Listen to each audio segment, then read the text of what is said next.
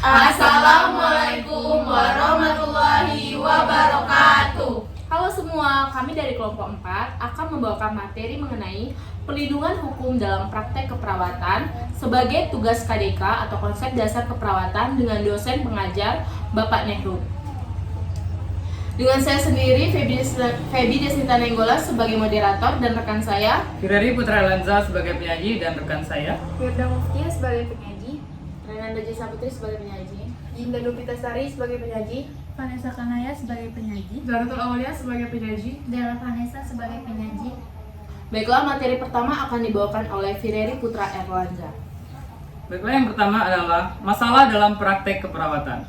Masalah kesehatan di Indonesia sangat memprihatinkan, mulai dari munculnya penyakit-penyakit degeneratif, bencana alam, dan kemiskinan yang semuanya itu membuat masyarakat harus dikelilingi oleh kondisi kesehatan yang kurang baik. Kondisi ini diperburuk oleh kurangnya tenaga kesehatan perawat yang tersebar di daerah-daerah terpencil akibat tidak rasionalnya penempatan tenaga kesehatan di daerah-daerah terpencil maupun daerah-daerah sangat terpencil. Selain itu, masalah-masalah sosial, ekonomi, politik, dan keamanan yang mempengaruhi penduduk khususnya keluarga miskin untuk dapat menjangkau pelayanan kesehatan khususnya pelayanan keperawatan. Baiklah, selanjutnya akan dilanjutkan oleh rekan saya. Berdasarkan hasil kajian Demskes dan UI 2005 menunjukkan bahwa sebagian besar perawat 56,1% melakukan asuhan keperawatan dalam gedung puskesmas dengan baik. 55,29% melakukan asuhan keperawatan keluarga dan 52,4% sudah menerapkan asuhan keperawatan pada kelompok dengan baik. Di samping itu, perawat juga melakukan tugas lain, antara lain menetapkan diagnosis penyakit 92,6%.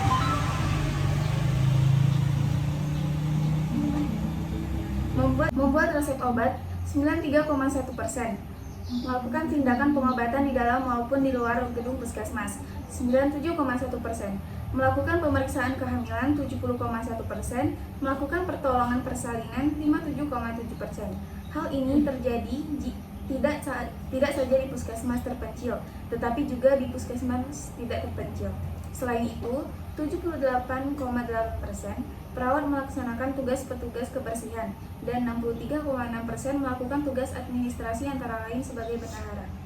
Tumpang tindih pada tenaga keperawatan maupun dengan profesi kesehatan lainnya merupakan hal yang sering sulit untuk dihindari dalam praktik, terutama terjadi dalam keadaan darurat maupun karena keterbatasan tenaga di daerah terpencil.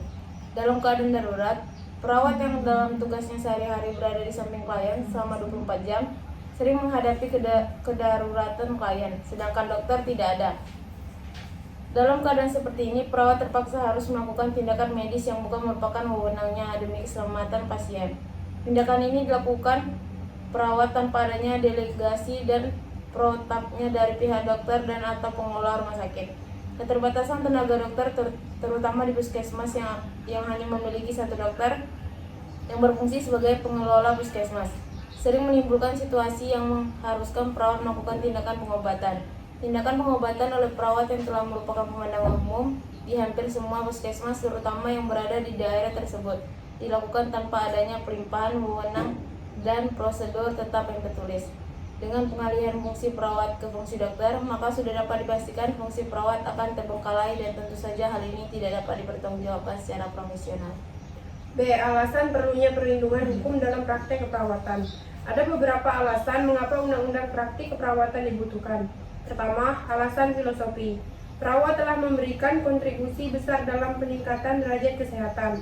Perawat berperan dalam memberikan pelayanan sehingga mulai dari pelayanan pemerintah dan swasta, dari perkotaan hingga pelosok, dan terpencil ke perbatasan, dan desa terpencil dan perbatasan. Terjadi pengabdian tersebut. Tetapi pengabdian tersebut pada kenyataannya belum diimbangi dengan pemberian perlindungan hukum, bahkan cenderung menjadi objek hukum. Perawat juga memiliki kompetensi keilmuan, sikap rasional, etis, dan profesional, semangat pengabdian yang tinggi, berdisiplin, kreatif, terampil, berbudi luhur, dan dapat memegang teguh etika profesi. Di samping itu, undang-undang ini memiliki tujuan lingkup profesi yang jelas, kemutlakan profesi, kepentingan bersama berbagai pihak, masyarakat, profesi, pemerintah, dan pihak terkait lainnya. Keterwakilan yang seimbang fleksibilitas, efisiensi, dan keselarasan. C. Undang-undang dalam praktek perawatan. Berikut beberapa undang-undang tentang praktek keperawatan. 1. Undang-Undang Nomor 6 Tahun 1963 tentang Tenaga Kesehatan. UU ini merupakan penjabaran dari UU Nomor 9 Tahun 1960. UU ini membedakan tenaga kesehatan sarjana dan bukan sarjana. Tenaga sarjana meliputi dokter, apoteker, dan dokter gigi. Tenaga perawat termasuk tenaga yang bukan sarjana atau tenaga kesehatan dengan pendidikan rendah. UU ini boleh dikatakan sudah usang karena dalam UU ini juga tercantum berbagai jenis tenaga sarjana keperawatan seperti sekarang ini. Kedua, UU Kesehatan Nomor 18 Tahun 1964 mengatur tentang wajib kerja para medis. Pada pasal 2 ayat 3 dijelaskan bahwa tenaga kesehatan sarjana muda, menengah, dan rendah wajib menjalankan wajib kerja pada pemerintah selama 3 tahun. Dalam UU ini, lagi-lagi posisi perawat dinyatakan sebagai tenaga kerja pembantu bagi tenaga kesehatan akademis termasuk dokter. Ketiga, dalam SK Menkes nomor 262 per 1979 tahun 1979 yang membedakan para medis menjadi 2 golongan, yaitu golongan medis keperawatan termasuk bidan dan para medis non keperawatan. Dari aspek hukum, suatu hal yang perlu dicatat di sini bahwa tenaga bidan tidak terpisah tetapi juga termasuk kategori keperawatan. 4. Permenkes nomor 363 atau Menkes per 1980 tahun 1980. Pemerintah membuat suatu persyaratan yang jelas perbedaan antara tenaga keperawatan dan bidan. Kelima, Surat Keputusan Menteri Negara Pendayagunaan Aparatur Negara Nomor 94 Menpan atau 1986 tanggal 4 November 1986 menjelaskan jabatan fungsional tenaga keperawatan dan sistem credit point. Sistem ini menguntungkan perawat karena Keenam, UU Kesehatan Nomor 23 Tahun 1992 merupakan UU yang banyak memberi kesempatan bagi perkembangan keperawatan termasuk praktik keperawatan profesional. Karena dalam UU ini dinyatakan tentang standar praktik, hak pasien, kewenangan, maupun perlindungan hukum bagi profesi kesehatan termasuk keperawatan.